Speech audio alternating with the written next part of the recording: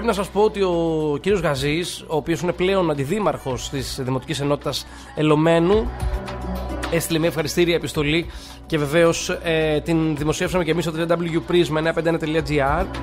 Και σήμερα στις 7 το απόγευμα στο Δημοτικό Κατάστημα Ελωμένου στον Ιδρύ θα γίνει μια σεμνή τελετή για να ευχαριστήσουμε βεβαίως και να μεταλαμπαδεύσουμε το μήνυμα αυτό των μικρών φίλων και να στείλουμε βεβαίως τα μηνύματα ότι όχι μόνο η ζωή μας δεν τελειώνει με τις πανελλήνιες εξετάσεις, αλλά να πούμε και ένα μεγάλο μπράβο και ευχαριστώ και καλή επιτυχία στους φίλους που τα κατάφεραν. Να ευχαριστώ πάρα πολύ τον κύριο Γαζή που έχουμε εδώ στην τηλεφωνική μας γραμμή και να το ευχηθώ καλοστέριωτος, καλορίζικος και καλή θητεία, κύριε Γαζή. Ευχαριστώ πάρα πολύ, κύριε Κουνιάκη. Να είστε καλά. Λοιπόν, είμαι σίγουρος ότι θα έχουμε τη δυνατότητα να αναλύσουμε τα θέματα και της αρμοδιότητάς σας και βεβαίως να κάνουμε και γενικότερες συζητήσεις, γιατί νομίζω ότι μπορεί να έχετε αυτόν τον συγκεκριμένο ρόλο, όμως έχετε άποψη και σε θέματα που αφορούν την ευρύτερη λειτουργία της Δημοτικής Αρχής. Θέλω όμως σήμερα, επειδή είναι πολύ τρυφερό αυτό το θέμα, να βασιστούμε και σε αυτή την εκδήλωση που γίνεται στο Δημοτικό Κατάστημα του Ελωμένου και νομίζω ότι το Γενικό Λύκειο Ιδρυού μπορεί να είναι περήφανο, διότι το πρώτο φέτος στην Λευκάδα είναι η μαθήτρια Χριστιάνα Λεβεντοπούλου, η οποία πέρασε στη νομική σχολή του Εθνικού και Καποδιστριακού Πανεπιστημίου με 19,23. Η αλήθεια είναι. Μπράβο, συγχαρητήρια στην κοπέλα. Σας ακούω, κύριε Γαζή, ένα σχόλιο. Ακριβώς, κύριε Κουνιάκη, συγχαίρουμε και εμείς τη Χριστιάνα και την πρωτιά της, τους γονείς της, αλλά και τους εκπαιδευτικούς του Λυκείου Ιδρυού για την εξαίρετη δουλειά τους προκειμένου να έρθουν αυτές οι επιτυχίες. Όλα τα παιδιά πράγματι έδωσαν ένα σκληρό αγώνα.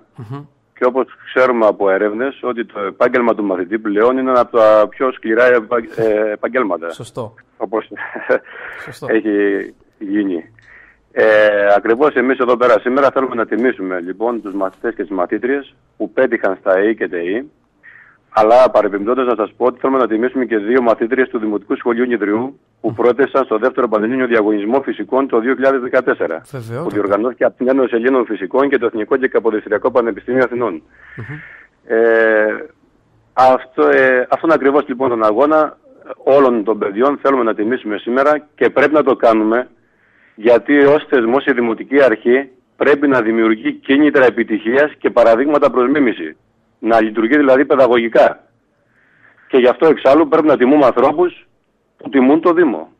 Είναι πολύ σημαντικό αυτό το οποίο λέτε και νομίζω ότι πρέπει να στέλνουμε και μηνύματα μέσα από αυτή την προσπάθεια, διότι ξέρουμε κάτω από το δυσμενές εκπαιδευτικό περιβάλλον, κάτω από ένα πλαίσιο περικοπών, υπάρχουν δάσκαλοι, ας μου επιτραπεί η έκφραση, καθηγητές, όπου φεύγουν και μάλλον ενσαρκώνουν αυτό το λειτουργήμα, γιατί δεν είναι επάγγελμα ο καθηγητής. Είναι αυτός ο οποίος μαζί με την οικογένεια θα φυτέψει τις αξίες της νέας γενιάς που την έχουμε ανάγκη και βεβαίως τον Ιδρύ πρωτοπορεί και φαίνεται για άλλη μια φορά ότι κάνουν πολύ καλή δουλειά εκεί το Λύκειο και γενικότερα όλα τα σχολεία στην περιοχή.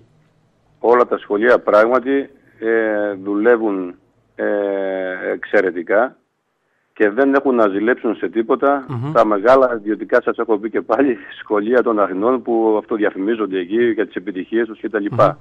Υπάρχουν επιτυχίες οι οποίες δεν βγαίνουν στη δημοσιότητα, μπορώ να σας πω πάρα πολλές, αλλά να ξέρετε ότι γίνεται εξαίρετη δουλειά τους εκπαιδευτικούς και γι' αυτό με την ευκαιρία αυτή εγώ τους συγχαίρω για τους αγώνες τους και τις μάχες τους που δίνουν μέσα στην τάξη, στη σχολική τάξη. Είναι βεβαίως πολύ τρυφερή και η αναφορά σας σε όσους μαθητές και μαθήτριες, παρόλο που προσπάθησαν, δεν τα κατάφεραν να εισαχθούν σε κάποια σχολή και θα ήθελα να επαναλάβετε και τη φράση του John Quincy Adams, γιατί νομίζω, κύριε Γαζή, ότι πολλές φορές και οι γονείς εδώ πέρα θα πρέπει να καταλάβουν, όσοι μας ακούν, ότι δεν είναι το παν μία αποτυχία στις πανελλήνιες εξετάσεις και δεν θα πρέπει να στιγματίσουν. Είναι μία μάχη ακριβώς. Εντάξει, μπορεί να χάθηκε, αλλά η ζωή σου δίνει, έχει συνέχεια προκλήσεις, είναι γεμάτη προκλήσεις όπως έγραφα και στην ανακοίνωσή μου και ευκαιρίες τόσο για προσωπική πρόοδο όσο και για κοινωνική καταξίωση. Αλλήμωνο το κάθε παιδί, επειδή έρχε μια αποτυχία στη ζωή του, να τα βάλει κάτω και να πει στον εαυτό του ότι εγώ δεν μπορώ να τα καταφέρω, αλλήμωνο. Και εγώ προσωπικά στη ζωή μου πολλές αποτυχίες είχα, αλλά μέσα από τις αποτυχίες έμαθα προκειμένου να προχωρήσω μπροστά. Έτσι πρέπει να δουλεύουν όλοι μας στη ζωή, αλλήμωνο. Οι αποτυχίες είναι στο πρόγραμμα και είναι αυτό που γράφεται, να προσπαθήσεις και ας αποτύχεις, αλλά μην αποτύχεις. να προσπαθήσεις, γιατί νομίζω ότι σε όλα τα εγχειρήματα τα οποία μπορεί να κάνουμε δεν μπορεί κανείς να μας εγγυηθεί την επιτυχία. Όταν όμως προσπαθήσεις και όταν έχεις δώσει τον καλύτερο σου αυτό, είσαι και εντάξει με την συνείδησή σου, θέλω να πιστεύω. Ακριβώς κύριε Κουνιάκη, έτσι είναι. Θα ήθελα λίγο, επειδή σήμερα σας έχω εδώ καλεσμένο για αυτό το θέμα, να μου πείτε όμως λίγο έτσι ανθρώπινα πρώτες εντυπώσεις από εδώ και 3 μέρες. Αναλάβατε βεβαίως τα καθήκοντά σας. Ήμουν χθες στον Ιδρύ με φιλική παρέα, την οποία δεν θέλω να προδώσω. Υπάρχουν, κύριε Γαζή, μεγάλες προσδοκίες από τη νέα Δημοτική Αρχή.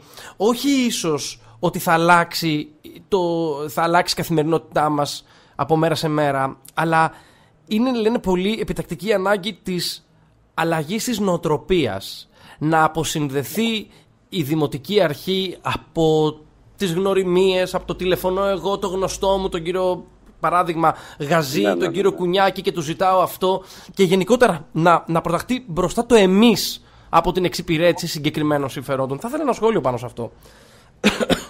Ακριβώς έτσι είναι, κύριε Κουνιάκη. Αναλάβαμε τώρα εδώ και 3 μέρες, επίσημο πλέον. Δεν υπάρχουν περιθώρια αποτυχίας. Πιστεύω ότι καταρχάς εμείς δεν έχουμε δεσμεύσεις. Όταν λέω δεσμεύσεις, δεν έχουμε τάξει σε κανέναν τίποτα. Το μόνο που έχουμε τάξει είναι ότι θα προσπαθήσουμε για το γενικότερο καλό. Οπότε προσωπικά ταξίματα σε ανθρώπους κτλ. Δεν έχουμε και δεν μας δεσμεύουν στο να προχωρήσουμε και να κάνουμε αυτά τα οποία είπαμε προεκλογικά στον κόσμο. Αυτό. Και δεύτερον,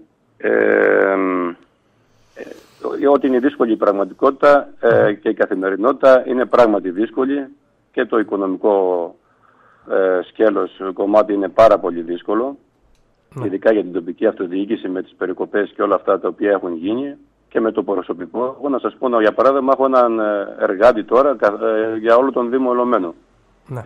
Καθαριώτης, για να μπορώ να αντιμετωπίσω την καθημερινότητα. Παρ' όλα αυτά όμως θα μπορέσουμε να δουλέψουμε κάτω από αυτές τις συνθήκες, βρίσκοντας τρόπους να αντιμετωπίσουμε τις δυσκολίες που μας παρουσιάζονται. Και όπως είπατε και εσείς, ένας τρόπος είναι να αλλάξουμε και κάποιες νοοτροπίες. Για παράδειγμα, απλό παράδειγμα, δεν θα πω κάτι τώρα, στο σχεδιασμό δηλαδή του μήνα, να το πω έτσι, σχεδιάζουμε να κάνουμε ένα θελοντικό καθαρισμό σαν δημοτική ενότητα. Θα βγούμε μπροστά εμείς οι τοπικοί εκλεγμένοι εδώ της περιοχής κτλ. Και θα κάνουμε τα πρώτα βήματα έτσι ώστε αυτό το πράγμα να αποκτήσει μεγάλη προσέλευση. Βεβαίως, και να βασιστεί και στην αγάπη. Ας είμαστε 5 την πρώτη φορά, και εδώ πέρα νομίζω ότι είναι χρήσιμη. Και εδώ πέρα είναι χρήσιμη και είναι χρήσιμος και ο ρόλος και των μέσων μαζικής ενημέρωσης να είναι αρρωγοί και να προβάλλουν αυτές τις πρωτοβουλίες. Γιατί νομίζω ότι το ξέρουμε πολύ. Βεβαιότατα, και δεν πρέπει τα μέσα ενημέρωσης να είναι μόνο εκ προημίου απέναντι και να ασκούν την κριτική, διότι από εκεί και πέρα θα πρέπει να συνειδητοποιήσουμε, και νομίζω ότι το ξέρει ο πολίτης, ότι οι εποχές όπου περιμέναμε το Δήμο και τηλεφωνούσαμε στο Δήμο για όλα έχει τελειώσει. Κλείνοντας, κύριε Γαζή, υπάρχουν πάρα πολλά θέματα και στο Δήμο Ελωμένου, στη δημοτική κοινότητα, τα οποία θα τα συζητήσουμε σε άλλους κύκλους συζήτησης. Από την άλλη, όμως, μεγάλη πληγή είναι το νερό. Και είχαμε και τη συζήτηση αυτή εχθές. Δήλωσε ο κύριος Δρακονταηδής στον Πρίσμα 95,1 ότι είναι αποφασισμένος να ανακαλύψει όσους έχουν παράνομες συνδέσεις, και βεβαίως να υπάρχει μια ισονομία και ισότητα στο ποιοι πληρώνουν τους λογαριασμούς της ΔΕΗΚ. Αυτό θα ήθελα έτσι να μου πείτε, ιεραρχώντας τα προβλήματα που μπορεί να βρήκατε και τις προτεραιότητες, είναι πολύ σημαντικό θέμα. Κοιτάξτε να πω κάτι. Εγώ νομίζω ότι ένα από τα σημαντικότερα προβλήματα που έχουμε να αντιμετωπίσουμε εδώ είναι ακριβώς αυτό που λέτε με το νερό. Όταν λέμε όμως πρόβλημα με το νερό, πέρα από αυτά από αυτή τη διάσταση που έδωσε ο κύριος Δρακονταηδής, που είπε για κάποιους οι οποίοι χρόνια τώρα καταναλώνουν το νερό χωρίς να πληρώνουν αυτά που πρέπει στο Δήμο, και ενώ τα άλλα τα κορόιδα κανονικά το πληρώνουν, θα σταματήσουν αυτά τα πράγματα. Είμαστε αποφασισμένοι δηλαδή να δώσουμε ένα τέλος σε αυτό το καθεστώς της παρανομίας.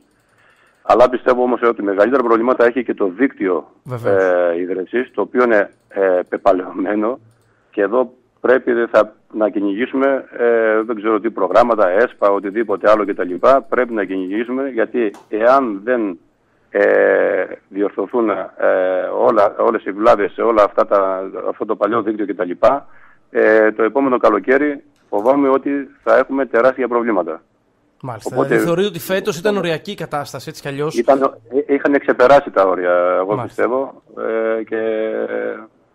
Και χάρη στις φιλότιμες προσπάθειες, εγώ δεν θέλω να το τονίσω αυτό, του προσωπικού. Εγώ, για παράδειγμα, έβλεπα εδώ το καλοκαίρι στη Δημοτική Ενότητα Ελωμένου τους υδραυλικούς που πήγαιναν τα απογεύματα, νύχτα, Σαββατοκύριακα να διορθώσουν βλάβες, προκειμένου να μην λείψει ούτε μια ώρα το νερό από τους τουρίστες, τους κατοίκους κτλ. Φανταστείτε τώρα να έχουμε μια διακοπή μεγάλη εν μέσω Αυγούστου, πάνω από μια μέρα στο κέντρο του Νηδρίου, για παράδειγμα. Μάλιστα, αντιλαμβάνομαι. Θα χτυπήσει πολύ αρνητικά στον κόσμο, στους σχέδες μας.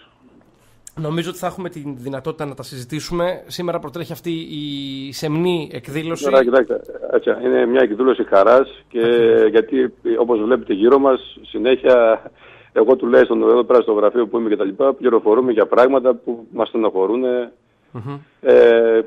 Και οπότε αυτό μας δίνει λίγο, και χαίρομαι που είναι η πρώτη εκδήλωση αυτή της δημοτικής μας ενότητας που έχει σχέση με παιδιά. Βεβαίως. Για να πάρουμε δύναμη από την προσπάθεια που έκαναν τα παιδιά μέσα σε ένα περιβάλλον τόσο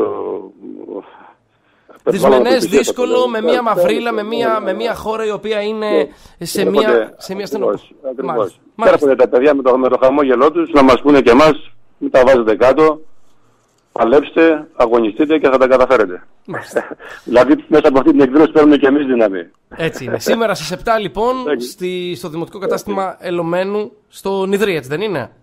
Το Νηδρί, ακριβώς. Απέναντι από την εκκλησία του... Απέναντι από την εκκλησία, Πάρα πολύ καλά. Λοιπόν, κύριε Γαζή, ευχαριστώ πάρα πολύ για την τιμή που μου κάνατε και θα είμαστε σε επικοινωνία έτσι αλλιώς. Γιατί και εγώ κάτοικος του Δήμου Ηλωμένου είμαι, πρέπει να μεταφέρω το δικαιώματά μου. Τα έχω στα Λαζαράτα, αλλά τώρα επειδή μένω Περιγιάλη θα πρέπει να τα μεταφέρω για να μπορώ να δικαιούμαι και κριτικής, καταλάβατε, να λέω μένω στο Δήμο Ηλωμένου και να κάνω κριτική. Λοιπόν, ευχαριστώ πάρα πολύ. Να είστε καλά. Να είστε καλά, καλή την